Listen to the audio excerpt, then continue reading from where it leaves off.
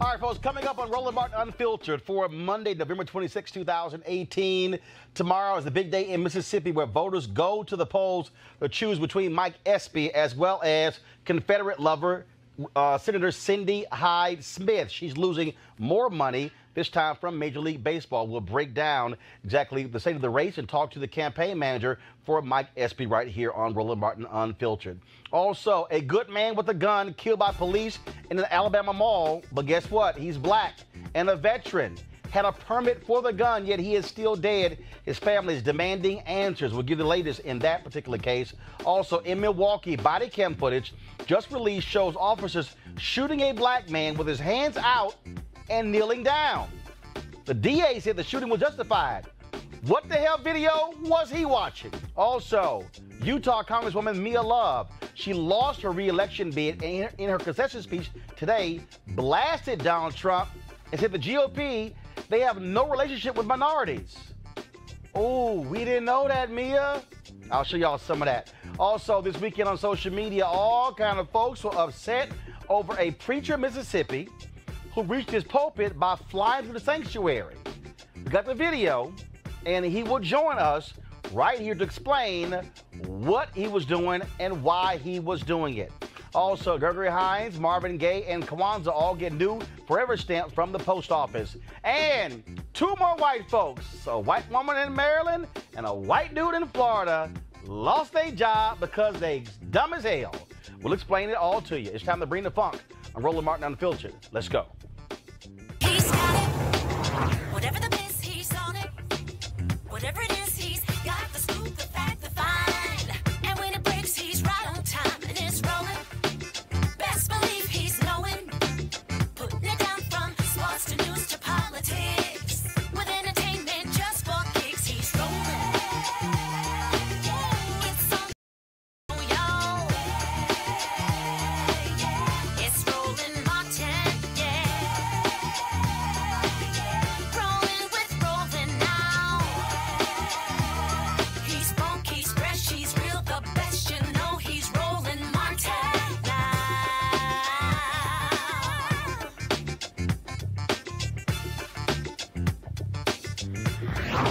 Martin.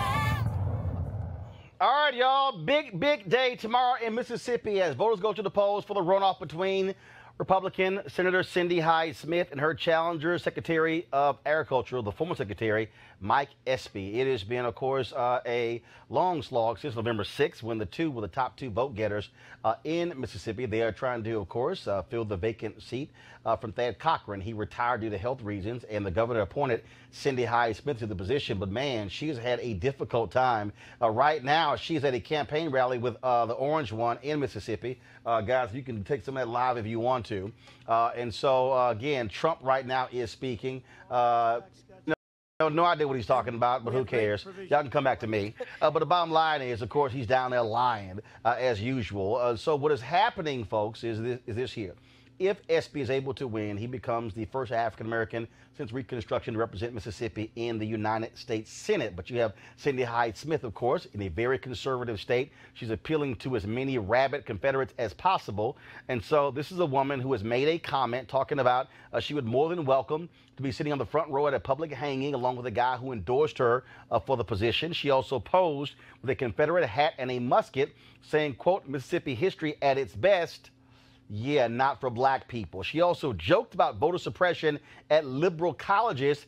This is also the same woman who went to a segregation academy as a child and sent her own daughter to the nearly all-white private school. And those schools, of course, were created so white folks would not have to send their kids to public schools with black people. She also sponsored legislation to name a section of the highway after Jefferson Davis, of course, the greatest trader in American history, the guy who was the president of the Confederacy and somebody who Mississippi just really loves. She also pushed a resolution praising Confederate soldiers' effort to, quote, defend.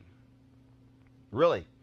And she was a Democrat until the first black president came along, and she quickly said, oh, no, I'm now a Republican. And so here's the deal, folks. She also refuses to answer questions about this. Thank you, guys. Senator, can I ask you, why not speak to us about the issue of race here? It's an issue on voters' minds. Why not speak about the issue of race? People are really interested in the issue. And there's a lot of people that we've talked to across this state that are concerned about your remarks and what you were apologizing for. Senator, why not speak to this issue? Your comments offended a great number of people, Senator. No, you haven't. I'm wondering, though, what is it that you were apologizing for? Senator, how does Mississippi go from this to Brookhaven Academy? Senator, you stood inside of Jefferson Davis's house, and you said that this is Mississippi history at its best. Senator, what did you mean by that? Standing inside of Jefferson Davis's house and saying that Mississippi has... Senator, this is a third of your electorate is African American. But Senator, you're running to be the U.S. Senator of the United States Senate. So here's the deal, of course. Cindy Hyde-Smith, she's been running from the media for the past several weeks. Republicans are so worried they have sent 100 paid Republican staffers on the ground to help her out. She has not done any media since then. Even last week's debate, she ran out of the debate when it was over. She sent the other U.S. Senator from Mississippi to answer media questions because she said her husband was at a prayer event and she really needed to go see him. Okay, this is a woman, y'all, who is the current United States Senator who refuses to answer any questions. In fact, yesterday at a campaign event, she ran out the back door before the media could catch her.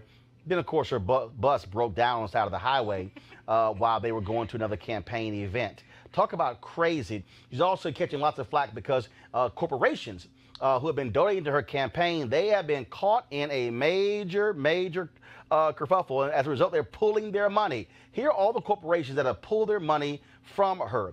Walmart, Pfizer, Aetna, Amgen, Boston Scientific, Leidos, AT&T, Union Pacific. But Major League Baseball is a new one. Ernst & Young also pulled their money.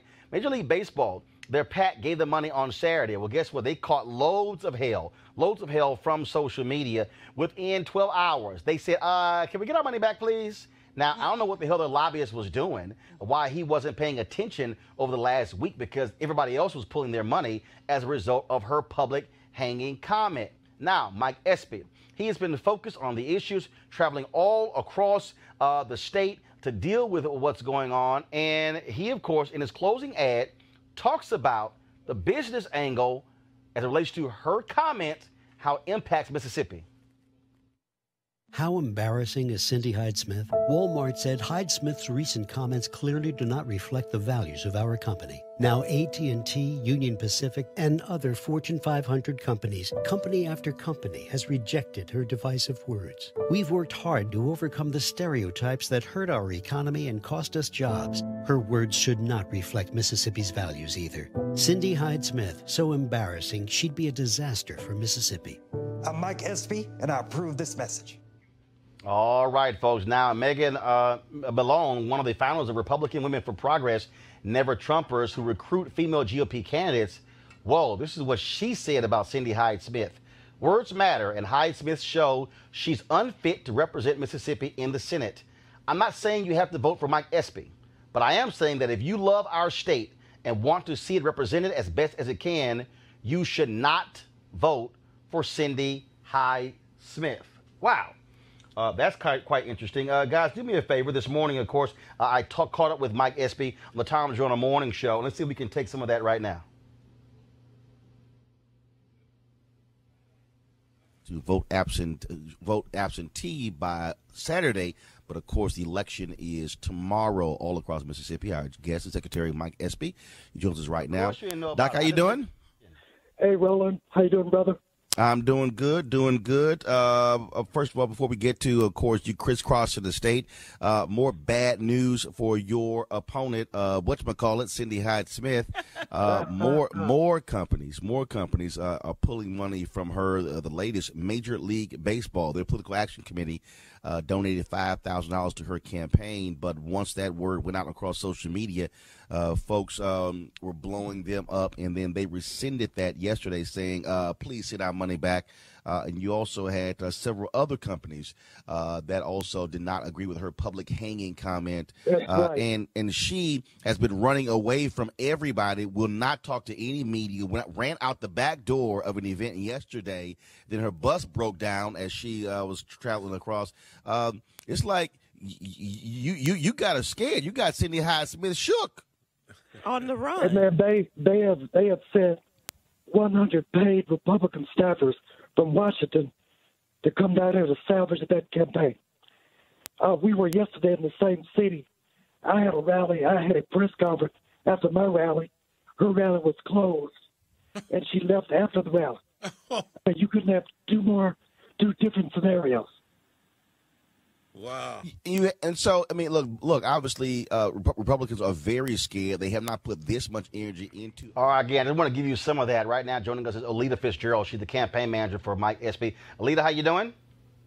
Doing fine, Roland. Thanks. Of course. It's been a big weekend. You've had a lot of people, of course, who were voting absentee. I was seeing the photos and the videos, and there were long lines all over the place. And some even said that records were broken. Your assessment of this weekend, and explain to people who don't know about Mississippi politics exactly who could vote absentee, because everybody couldn't, correct? No, everybody couldn't. Absentee voting is probably the closest thing we have to early voting in other states. People who vote absentee are many times the aged, disabled, people who have to work on election day, students who are leaving school and going home for the holidays. So it was a general rule that if you're not available to go to the poll and vote on Tuesday, you can vote absentee, but you have to have a reason for doing so. And again, there were a number of people who were voting on Tuesday. The campaign was really focused on canvassing all across the state. Yes, you're right. Roland, this campaign is on fire. People have just embraced the campaign. They're actually carrying the campaign. We had mass canvassers showing up in record numbers. Materials that we were planning to distribute over the weekend got used up in 2 days. We've got all kinds of things working on our behalf. We have an analytical field team. We have a political field team. We have phone banking and texting.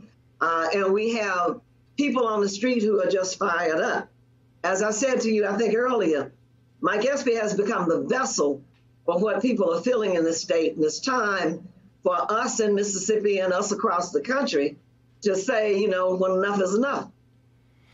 And obviously, when you look at the critical issues, healthcare is one of those issues. When you talk about the issue of pre-existing conditions and, of course, loan debt, those are things that... Issues. So we have young people who we're looking at every day, and wondering if this is a state that they would want to raise their families in, and if there are opportunities here for them.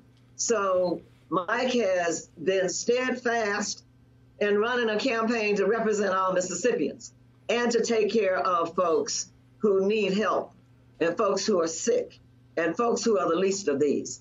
So that message is resonating. You know, we know that Mississippi is Mississippi, but we have faith that many young people and others don't like what they hear from the other side, don't like what they hear from the administration, and we're ready to move on. This is 2018. Some of the stuff that's happening down here is like people are stuck in a time bubble, but we are working hard. We are buoyed by what's going on out in our communities, and we'll keep our head down through tomorrow evening and be victorious.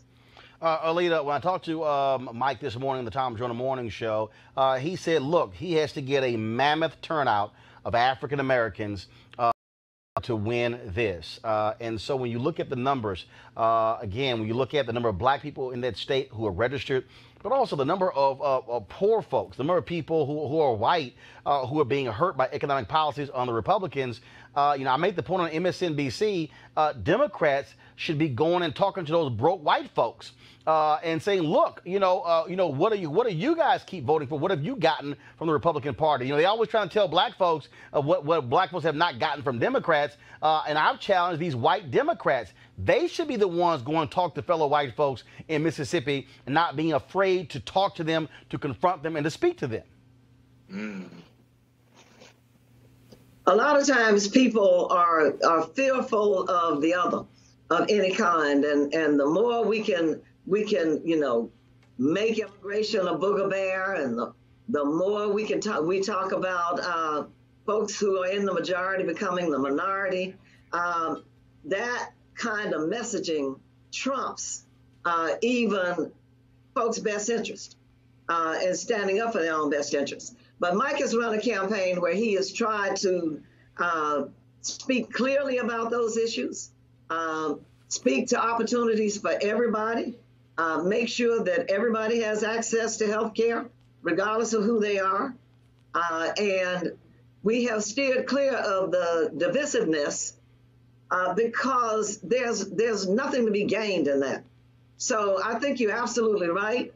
The more we stay on message, the more we talk to people about the things that affect them and help them to understand that we're not your problem. Your problem is sitting in the administration. So as much as we can keep that message going forward, it is our hope that eventually people will come out and vote and stand up for their own best interests. It's 50th in so many things.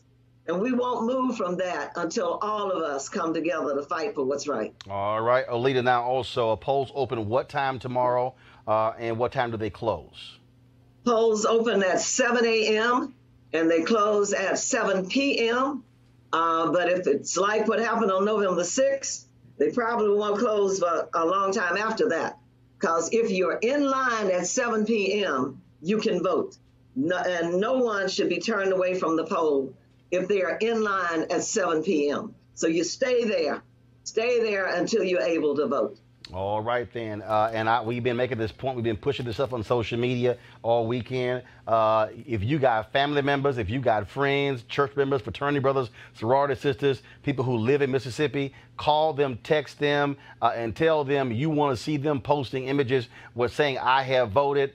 Folks cannot be sitting on the sidelines because, again, I had a video, and I'm trying to get it in a second, where Reverend Barber was there last week, and he talked about in the last midterm election, Thad Cochran won by just 125,000 votes. 1.6 million Mississippians didn't even bother to vote in the last midterm race for U.S. Senate. And so the reality is this is a winnable race by Mike Espy, but black folks definitely got to get out there and vote. He has no shot if they don't. This is the most critical time in our history, Roland, in our recent history. People have got to come out. They've got to come out. We have to stand up, not only for Mississippians, but for folks all across this country. It is time to stop this madness and get ourselves recalibrated to what government is all about and have representation that is meaningful. And, there would be absolutely no question about this race, but that if Mike Espy were white, there would be no question about this race, about who would be the better candidate. So we have to stand up for ourselves and stand up for what is right. So we encourage everybody across this country to support this campaign in any way possible. And you're absolutely right. Call your family. Most everybody comes out of Mississippi, you know. Well, yeah, whenever you meet people and they say, I'm from Chicago, I'm like, no, where your people from? Yeah. Where your people That's from? Right. And then, somewhere you're going to find your roots back here.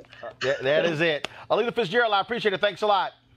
Thank you, Roland. All right, thank you very much. Also, people, we talked about the closing ad. This is what Mike Espy dropped yesterday as well. Guys, go to my iPad, please. Chance, I brought people together.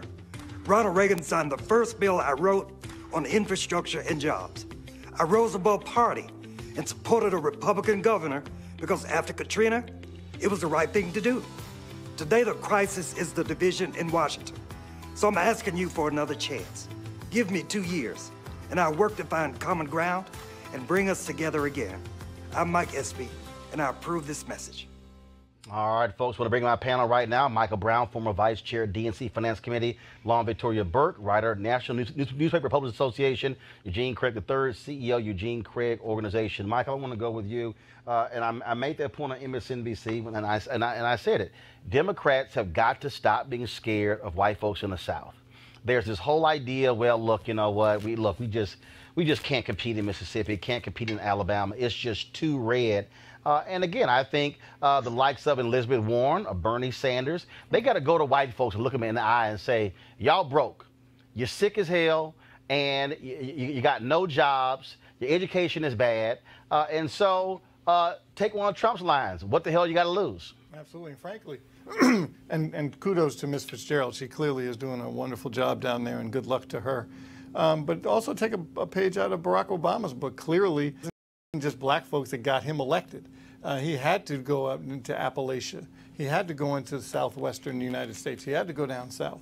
And when we're looking at some of the numbers earlier, Roland, yes, we're going to need unbelievable turnout with African Americans.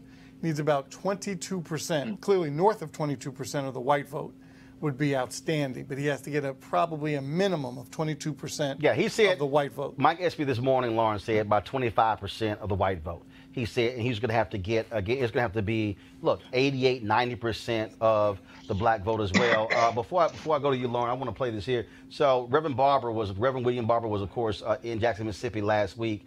And I was doing some editing this weekend because he had a news conference. People should hear these numbers to understand, again, the potential for being able to reach out to folks. Of course, we went to Alabama, we went to Mississippi last week with the folks with Be Woke Vote. And so this is what we put together. In Mississippi, 52% of all Mississippians are poor. That's right. 1.5 million people. Poverty is a moral issue in this state.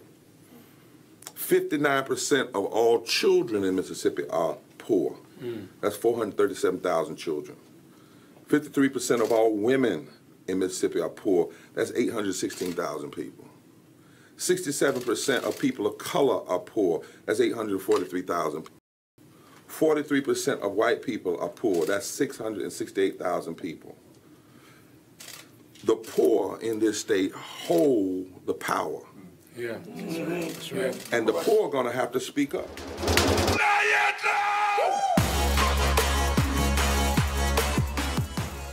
Obviously, talking to white poor people is not a new phenomena. RFK did, Robert F. Kennedy did it, LBJ did it. The Democratic Party is well versed in talking to poor white people. Well, why they haven't done it again, I'm not sure. But it's become an issue, unfortunately, because of the way our politics work with regard to money. Poor people do not have the type of lobbying and do not have the type of political power that the moneyed interests do, and that's part of the reason why we're in this sort of era of obviously money politics after Citizens United. And poor people don't have the lobbying, quite frankly. But if they were to show the the voting power, that all can change because you either have money or you have votes when it comes to power in politics.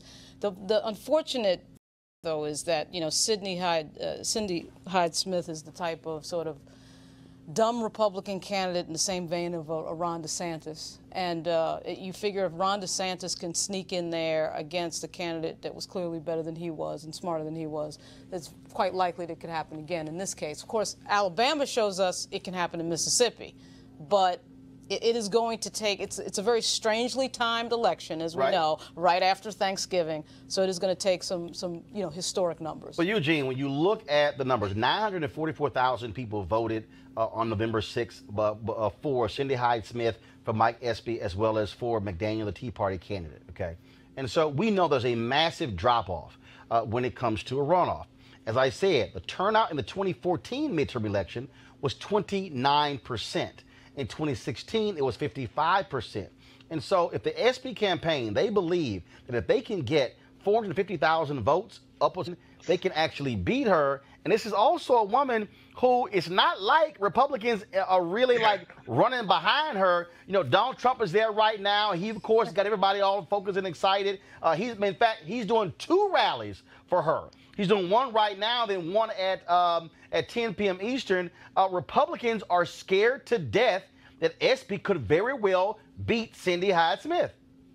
Yeah, I mean, Republicans are terrified. The RNC has 100 people on the ground right now. They're absolutely ignoring the race in Georgia, which would be the equivalent of a extra point field goal kick for them to win in the runoff over there. You know, Trump's doing 2 rallies in one day. That's presidential level, you know, stuff.